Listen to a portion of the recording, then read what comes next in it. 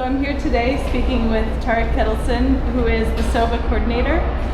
We've just launched the SOBA assessment report, and Tarek, I'm hoping in your role as SOBA coordinator, you can share some insights on the process in terms of what it means for cooperation and collaboration internationally across countries, as well as what it means for Myanmar, and also what it means for the communities who rely on the Irrawaddy Basin.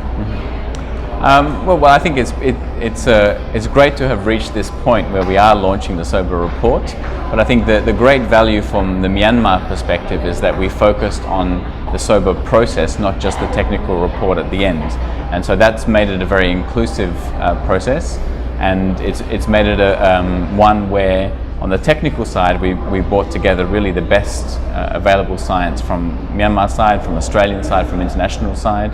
But then on the consultation side, we also had quite a good and inclusive process in terms of government engagement, in terms of like community level engagement. So really to have SOBA, the State of the Basin Assessment, implemented as a process has been the greatest value, I think, from the Myanmar side, because it's put into place now a lot of mechanisms for government agencies to talk together, and as they move forward into planning and issues become a bit more complex, they've already got some of these modalities in place, and it's put together also ways for technical agencies to cooperate together. So we also set up a twinning relationship between the Murray-Darling and the Irrawaddy Basin, and so now we have already universities and the Murray-Darling Basin Authority and the Hydroinformatics Centre. They're all cooperating in the development of the SOBA, which is all good for the next more challenging phases of the planning process to come. Can you speak a little bit more about that consultation? Because using the process of assessment to bring about a community consultation that can lead to improved governance is a beautiful story. And I'm hoping you can share maybe the breadth of the consultation that took place, supporting the report that was launched this evening, and what that was like and how that remains maybe a core component of moving forward as well. I think obviously there's a lot that could be achieved there. So what we've achieved has been... It was a short project of 2 years, okay? And there was a lot of capacity development that needed to happen within just the foundations of getting all the data together. So I understand that you can't talk to everybody, but I think the thing we did well was that we were able to find a way of engaging into a national basin planning process, so a national process for 35 million people living in a basin. We're able to test and to pilot and prove that there is a way of getting village level voices up into that planning process. So in the experience in the region, and certainly the experience in Australia, has been that these kind of national level decisions sort of take priority over because they're big. They're about the economy of the nation, they're about the growth and the welfare of the whole state. They take precedence over the very smaller scale, local village level concerns, which are fundamental to kind of livelihoods of the people living there on the ground. So the biggest success we've had in consultations has been finding a way that in a national process that you can kind of systematically engage and document a local level interest, value, concern, and have that elevated up into consideration in the planning process. That's probably, we didn't cover the whole basin, we certainly didn't represent 35 million people, but in a handful of villages, probably about 30 villages, we were able to have some kind of a discussion and feed that into the kind of the national level consolidation. I think that was our biggest success. And what's next? Well, now the more challenging stuff starts, because talking about the past is always less contentious than the future. But the next step is really, ultimately Myanmar's moving towards having an integrated river basin plan, a river basin master plan, they say here in Myanmar. So one plan for one river, one way of looking and managing the river, accommodating all of the multiple interests and the multiple trade-offs, and resolving them in a not consensus, but in a consultative way. That's what Myanmar's moving towards, and I think the next steps to get us there will be a scoping study, or we're calling a scoping study, which is a way of looking at how the basin responds to change. So if we now look at kind of hypothetical futures, what would they mean in terms of some of these key trade-offs in terms of the sensitivity of the basin if we started to test the extremes of those? And then from that, then we get an understanding of really the scale or the importance of the trade-off, and use that to kind of inform sort of principles for development. And then from the principles, we can get into more planning and implementation and those kinds of things. So that's the sort of the process that Myanmar started, and we have until 2020, I think, to get to the end of that process. And more than just water as a resource, I think this approach that you're talking about and what's been done thus far looks at water as an ecological value and is reflected in the assessment. Is that correct?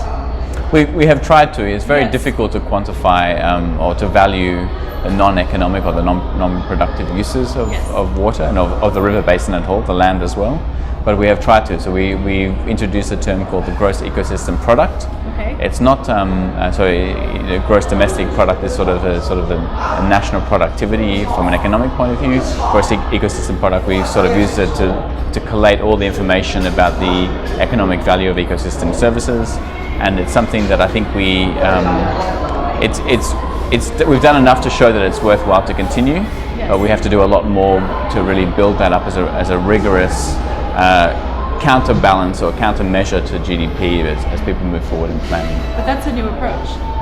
Yes, That's not something you're seeing a lot. So it's exciting to see that Myanmar not only is starting from ground zero, but is also building in these integrated approaches such as valuing ecosystem services into the assessment as well as the future plan, which is very exciting. Yeah, I think that's something to do with the luck of timing or the fortuity of timing that we have in Myanmar. So Myanmar's development of this river basin it hasn't stopped, but it has been a lot slower than some of its neighbors, primarily because of political circumstances. And so in that time, other countries, other basins, whether it's in Australia or the Mekong River Basin or the Ganges Brahmaputra or many other basins around the region, they've gone through a lot of development planning cycles. They've made lots of mistakes. They've learned or we have learned as a community what's worked and what hasn't worked, and everyone who's been involved in that has come and brought that into Myanmar and said, look, these are things we know that work. These are things that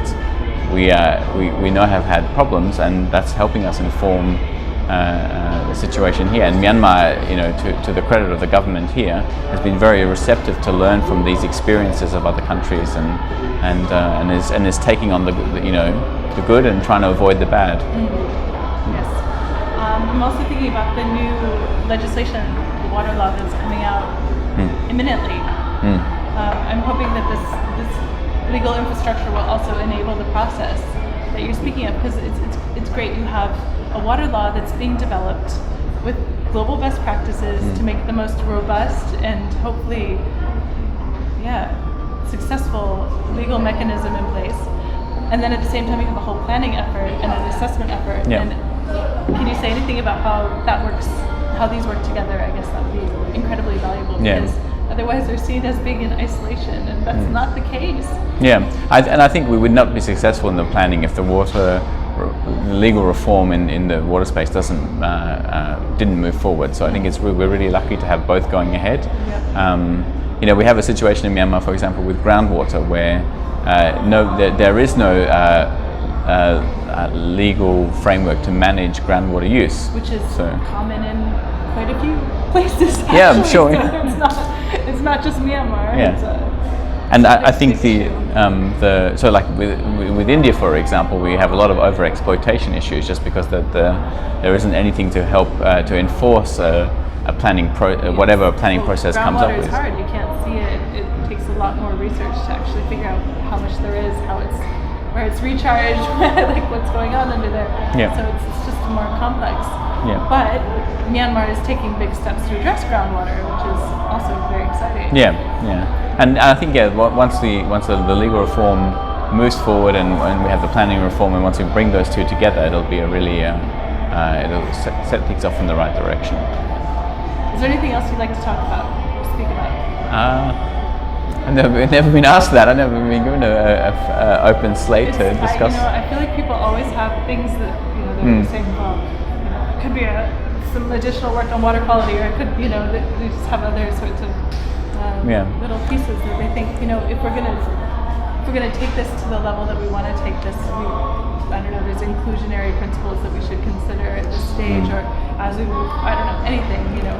I think the key thing that Myanmar also is making some effort on is on the institutional side. So the legal side is important, the planning side is important, the data side is important, but it's the institutional side that will really give this kind of longevity be above and beyond the kind of the inspiration and the leadership of the people that are driving this forward in Myanmar at the moment. And I think that's going to be a challenge, but I think that's where the key success will be. How can we kind of institutionalize these mechanisms for sectors to work together, for the state and as in Australia, the state and the national level and the state regional level is they have very strong levels of autonomy and power, and that will increase over time. So how do we keep all of these entities, all these stakeholders who are moving along with quite different interests, moving along in an integrated way in the planning process? And I think that's the institution. So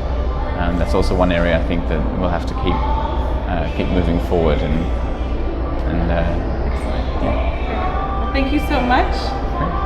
Pleasure, thank you. So if somebody would like to read about the SOBA report or get more information about what comes next, is there any resources or any direction you could point them to keep up with this all? Yeah, we are launching something called Wisdom, which is the Water Information System for Data Management. But that will be an online portal where people can access and visualize all of the data that has gone into the SOBA report, so that you have a chance to actually use the information in a way that's relevant for your specific needs. And then also, of course, the report itself comes in 2 volumes. So there's a synthesis report, which we have the nice song and dance about today. And then we've also got the technical reports, which is a set of a dozen technical volumes where all the detail and all the data and the analysis is to kind of back up what's summarized in the synthesis report. All of that will be available, or is available, on the Ayeyarwaddy Integrated River Basin Management website, which is www.airbm.org. So people can go there to find out about it. And we'll link that up to our website as well. So Yes. Thank you. Yes, yeah, we have to. Exciting. Great. Thanks so much. Yeah. Perfect. Thanks, Karen.